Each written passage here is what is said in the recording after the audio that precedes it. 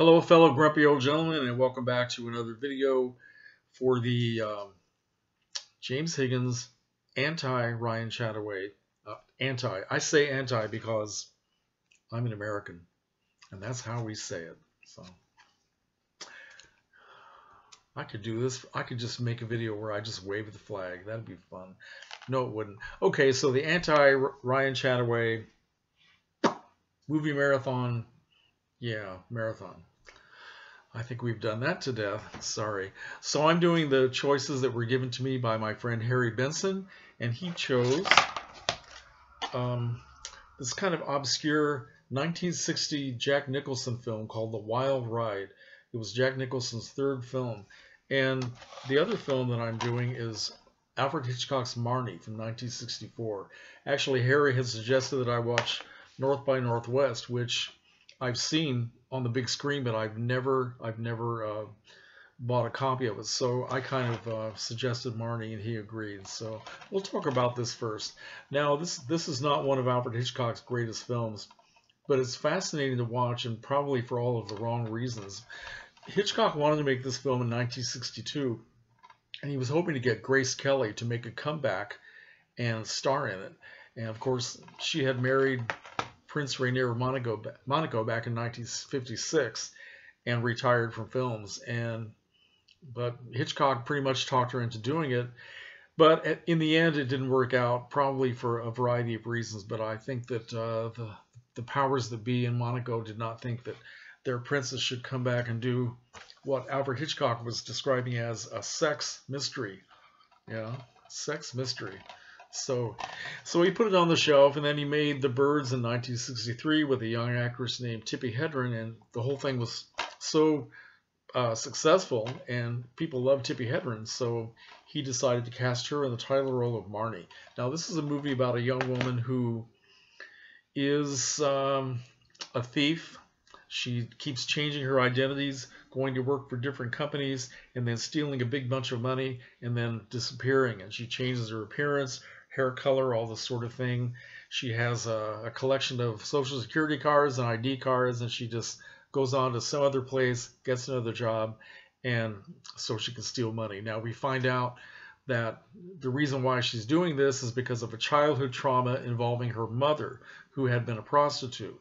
And there was a tragic incident where a man was killed, and we find out what this is all about. But all this stuff has made Marnie, she's repressed all these memories of this tragedy that happened when she was a little girl. She's forgotten all of it, but it's filled her with fear. She has bad dreams. She's afraid of the color red. She is afraid of the sound of lightning and thunder, and the most important thing about her is that she, not so much that she's a thief, but she is frigid. She does not like men. She doesn't want to be touched by a man, and she doesn't even know why she feels that way, but it's a very strong feeling in her. So she starts to work for this company.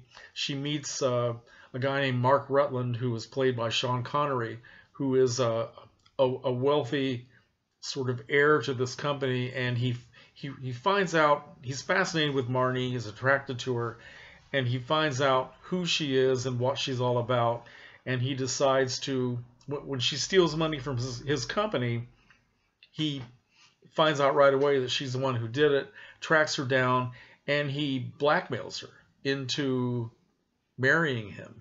He wants to sort of play a game with her because he's turned on to her, and he wants to find a way to just break her and eventually make her into his wife, and in every sense of the word.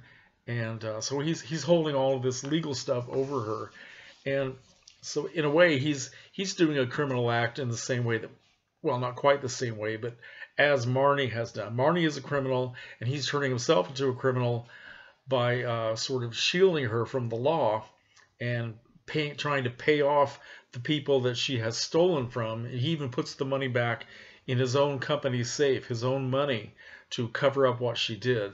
So he wants to find out everything he can about Marnie, and he acts not only as sort of a wannabe husband, but he also stands in as a psychiatrist, and he takes on all these roles as kind of a sexual blackmailer, but he's also someone who appears to be trying to help her.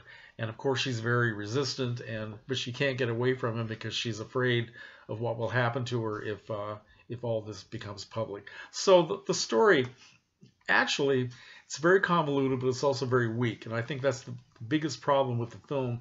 The things that Marnie does, the fact that she somehow has this sexual trauma in her youth. Well, it's partly a sexual trauma, but it doesn't make any sense to me, and maybe to other people who have seen the film, that this would manifest itself as a desire to steal money. I don't really see that connection. But then, I've never read the novel that this was based on. I just think that it's a very weak story, and I think that in some ways this comes off almost as a parody of some of the other Alfred Hitchcock thrillers. I don't think there's that much in this movie that's thrilling. It's very sort of by the numbers, and it's not that, for the most part, it's not that exciting. And as far as the acting of Tippi Hedren, I think she was very impressive in The Birds. She was given a lot of physical stuff to have to do, and of course she's very beautiful. And there's just sort of an air of coolness and mystery about her. But in Marnie, I get the impression that even though there are several scenes where she breaks loose and gives a very good performance, for the most part, I find that I feel that I'm watching a rehearsal. It's almost as though for most of her scenes, this was the first day she saw the script, and Hitchcock is telling her, okay, just walk through this and read the lines, and then we'll make it more dramatic later. That's the way I feel about Tippi Hedren's performance. Sean Connery is much better and much more believable, but I think that he's given a role that's almost impossible. And I think for a lot of reasons, this movie just doesn't work, but still it's fascinating to watch. Other people in the cast, we have Martin Gable, we have Diane Baker, we have, let's see, who else do we have? Because Mariette Hartley has a very small part. Bruce Dern comes in at the end. We find out that he's the man who was hiring the mother who was a prostitute, and he is the one who is involved in this terrible tragedy. Marnie, as a child, is played by a child actress named Melody Thomas, who, of course, now is known as Melody Thomas Scott. She plays Nikki on The Young and the Restless. And we also, there's a very brief walk-on, which I didn't realize until I saw the movie this time, a very brief walk-on by an actor named Rupert Cross. And if any of you have seen John Cassavetes' movie Shadows, his first film, Rupert Cross had a big part in that film. He was also the first African-American man to be nominated for Best Supporting Actor for a film in 1969 called The Reivers, which starred Steve McQueen, which I've never seen. Anyway, so let's talk about the next film. Oh, one more thing about Marnie. It has a fantastic musical score, which is very dramatic and almost seems over-dramatic for what we're seeing here, which is not that dramatic. But they play the music incessantly. It's by Bernard Herrmann, who I guess had done a lot of things for Alfred Hitchcock. And it has a similarity to some of the music in Rebel Without a Cause. And it's almost as though he ripped off some of the riffs from his score for this film directly from Rebel Without a Cause. And I have to wonder if Leonard Rosenman, who wrote the music for that film, ever recognized that. But I could see the similarities right away. And I went back, I put in Rebel Without a Cause, thinking, am I right about this? And some of the music that they use incidentally in scenes in Rebel is exactly like the music in Marnie. So anyway, so now we get to The Wild Ride. This is a film that was produced by Roger Corman. He was the executive producer. This was 59 minutes long. And as I said, it was Jack Nicholson's third film. This was directed by a man named Harvey Berman, who was, he knew Roger Corman. He himself was a high school drama teacher. And he decided to make a movie using some of his high school drama students. And so he also got some professionals that were associated with Roger Corman. And Jack Nicholson was one of them. A very interesting little movie, 59 minutes long. And Jack Nicholson plays this really insufferable character named Johnny Varon, who is sort of a mixture of beatnik, juvenile delinquent, and race car driver. So it's all about racing, but it's also this human drama about this group of young kids who are all talking like and acting like beatniks who have no motivation in life other than to go to the racetrack, go to parties, and they sort of worship Johnny as the what they call the top stud in their group. He's the guy that everybody follows and that all the girls are sort of mooning over all the time. And Johnny has a best friend named Dave who is seeing a young woman who is not part of this group, and she's not accepted by this group, and she doesn't really accept them. And Johnny is trying desperately to break up this relationship because he wants Dave to be his best friend. There's some underlying stuff going on here that is not really addressed. But at one point, Dave is talking to his girlfriend, and she's saying something about Johnny, and he said, every time I'm with you, I'm thinking about Johnny, and every time I'm with Johnny, I'm thinking about you. So Dave has an issue going on, which is not really addressed in the film, but it's still a good little movie. Now, what's interesting about this is all the music that's used in the film, it's all smooth jazz, which is actually very cool, which doesn't really reflect the real life of teenagers in 1960. It's very unlikely that any kids in high school were listening to smooth jazz. They would all be listening to rock and roll. But there's no rock and roll in this film.